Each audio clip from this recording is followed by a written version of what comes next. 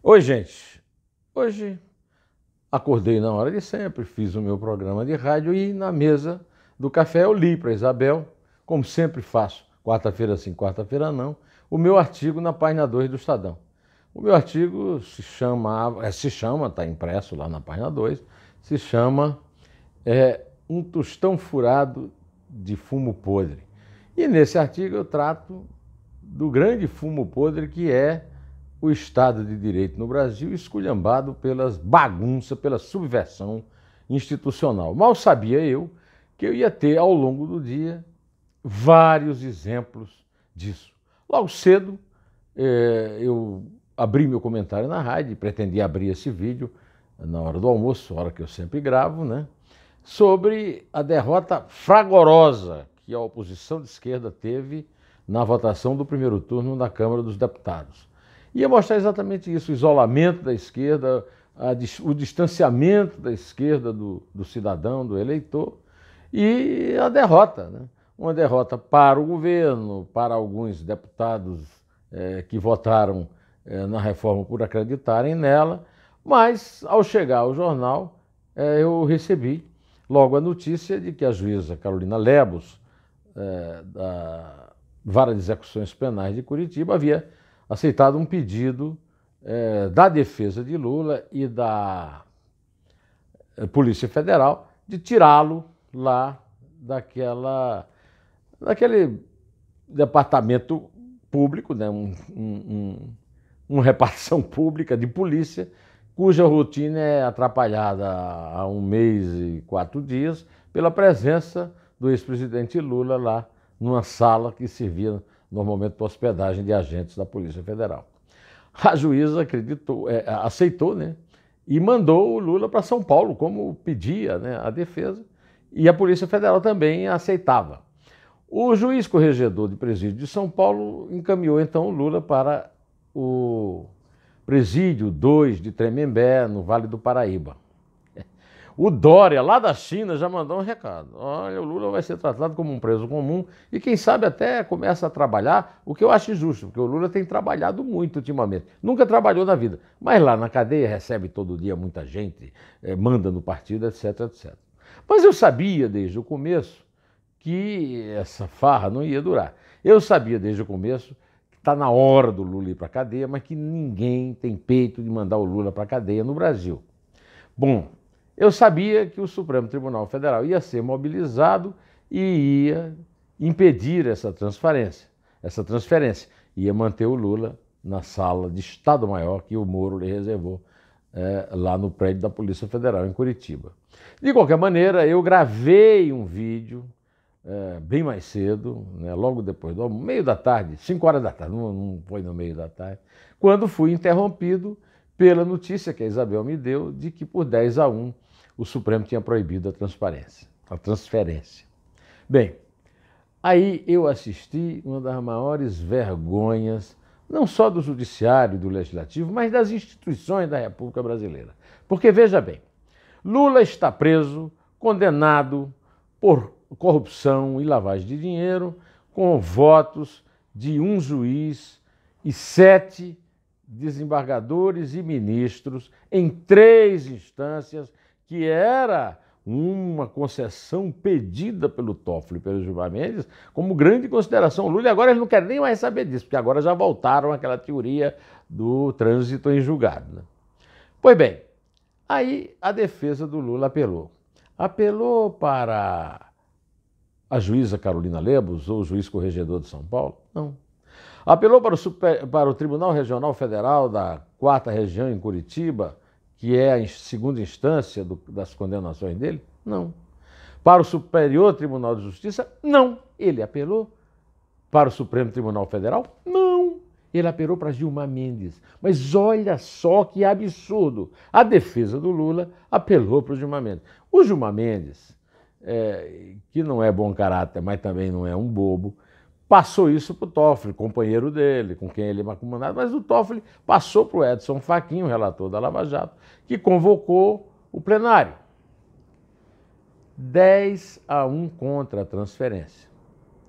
10-1 porque o Marco Aurélio Mello, que sempre votou contra, né, alguma coisa, o Marco Aurélio Melo, que sempre foi o voto discrepante, normalmente o voto derrotado, resolveu ser derrotado numa postura honrosa. Afinal de contas, primeiro, esse acesso do Lula ao Supremo é absurdo. O Lula só recorre ao Supremo. O Supremo chegou a um tal estágio que o meu amigo Josias de Souza, na TV Gazeta, disse hoje que vai mudar de nome de STF para STL, o Supremo Tribunal do Lula. E é verdade. É isso mesmo. O Lula usa à sua disposição um juiz do Supremo, que é o Gilmar Mendes. Através dele chega a um juiz do Supremo que sempre foi protegido pelo PT, desde estudante, Dias Toffoli, com a ajuda de Gilmar Mendes. É o trio terrível, né? O tio solta Lula, né? Pois bem, ou melhor, o trio Lula livre, né? Pois bem, aí fiquei sabendo de mais detalhes lendo o noticiário depois que a Isabel me deu esse aviso. Por exemplo, o noticiário dizia que o Rodrigo Maia fez um acordo com o PT e o Centrão, ou seja, o Centrão também está empenhado em proteger o Lula e até em soltar o Lula, para que se interrompesse a sessão de votação do segundo turno na Câmara dos Deputados da reforma da Previdência. A reforma da Previdência é o assunto de maior interesse da população brasileira no momento.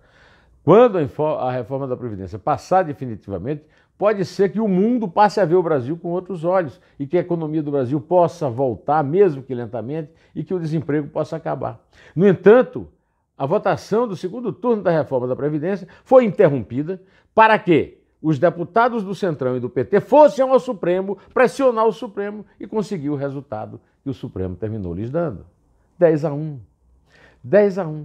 Agora, veja como o Supremo e a Câmara dos Deputados, ou melhor, o Congresso, estão dissociados do povo brasileiro. A Câmara fez uma votação que reflete a vontade do povo com a reforma da Previdência, deu uma surra tão grande na esquerda, que a esquerda perdeu completamente qualquer razão para alguma coisa. Agora, na hora de apelar pelo Lula, a esquerda volta a ter legitimidade e convence o Rodrigo Maia, que nunca foi flor que se cheire, que é o Botafogo do propinoduto, né, da Odebrecht, portanto, suspeito na Operação Lava Jato, portanto, inimigo da Operação Lava Jato, portanto, inimigo da justiça verdadeira brasileira. Então, eu resolvi propor a esse mesmo Congresso que nós talvez pudéssemos considerar esta quarta-feira, 7 de agosto, como, em primeiro lugar, o Dia Nacional da Vergonha institucional. Também não se houve um movimento do Jair Bolsonaro eleito por 78, praticamente, milhões de cidadãos brasileiros aptos a votar. Então, o Poder Executivo não turgiu nem mungiu. Você pode dizer, não, ele não está nas atribuições dele, então não está na sua definição de bagunça institucional, de subversão, né? De qualquer maneira, eu tenho certeza que se ele não se pronunciou, foi por covardia, foi por falta de noção e foi, sobretudo, porque está empenhado em garantir, junto ao Toffoli, a blindagem que o Toffoli já deu para o primogênito dele, Flávio, no processo da ALEGE, Assembleia Legislativa do Rio, a questão lá do Ministério Público e das verbas mal administradas por um sujeito chamado Fabrício Queiroz.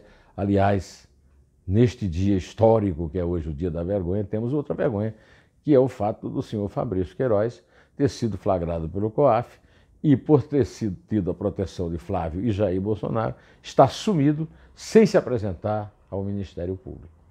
Então eu quero chamar a atenção para você deste dia em que a esquerda, a oposição, que não é oposição, que se diz resistência, ter sido esmagada por uma votação acachapante no primeiro turno da reforma da Previdência, 379 votos, e no segundo turno, com 370 votos, sendo necessários 308. Com uma votação de apenas 100 e poucos deputados comprometidos com a negação da reforma da Previdência, a respeito da qual a esquerda e a dita resistência não tem nenhum programa, nenhum plano. Então, neste momento em que 13 milhões de brasileiros penam com o desemprego, estão na rua, dormindo nas calçadas, sem ter dinheiro para comprar um pedaço de pão, para tomar um café, esses brasileiros estão sendo abandonados para que o Centrão e o PT se unem naquilo que o meu amigo Modesto Carvalhosa chama de Central Única da Corrupção e vai marchando ocupar, saindo do Congresso, que ocuparam sem número, porque eles perderam uma votação histórica, né, com a larga margem, para atravessarem a Praça dos Três Poderes, invadirem o Supremo e conseguir do Supremo essa suprema ignomínia, esse supremo vexame. O Luiz Inácio Lula da Silva é um bandido, um ladrão condenado, um lavador de dinheiro reconhecido em 3 instâncias por 8-0. E aí merece uma consideração especial, de tal forma que joga no lixo o conceito mais importante de qualquer democracia que se preze, que é a igualdade de qualquer cidadão perante a lei. Eu hoje, daqui desse contato que eu tenho com você, manifesto o meu repúdio, a minha vergonha, a minha indignação contra os 3 poderes da República que se deixam escravizar e se transformam em puxadinhos do Lula livre e de um preso comum por banditismo comum, por crime comum. Direto ao assunto, em té, e só a verdade nos salvará.